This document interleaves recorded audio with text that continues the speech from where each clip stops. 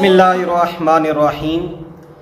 اس مختصر کلپ میں قربانی کے 3 ضروری مسائل بیان کرنے ہیں۔ نمبر 1 یہ کہ اگر کسی پر قربانی فرض ہو لیکن فی الحال اس کے پاس نقد رقم موجود نہ ہو تو اس پر لازم ہے کہ وہ کسی سے قرض لے کر قربانی کرے، اور اگر ایک آدمی پر قربانی فرض ہی نہ ہو تو پھر وہ قرض لے کر قربانی نہ کرے اور خام خواہ خود کو مشقت میں نہ ڈالے۔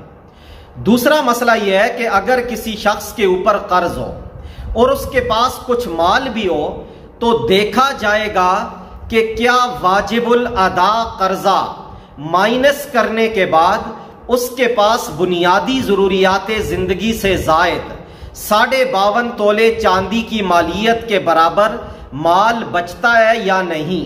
اگر اتنا مال بچتا ہے تو پھر اس پر قربانی واجب ہوگی، اور اگر قرض ادا کرنے کے بعد نصاب سے کم مال بچے تو پھر اس پر قربانی واجب نہیں ہے۔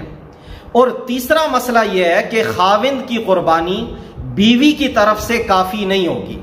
اگر بیوی بھی صاحب نصاب ہو تو اس کے لیے لازمی ہے کہ وہ خاوند کی قربانی پر اکتفا نہ کرے بلکہ اپنی قربانی الگ سے کرے۔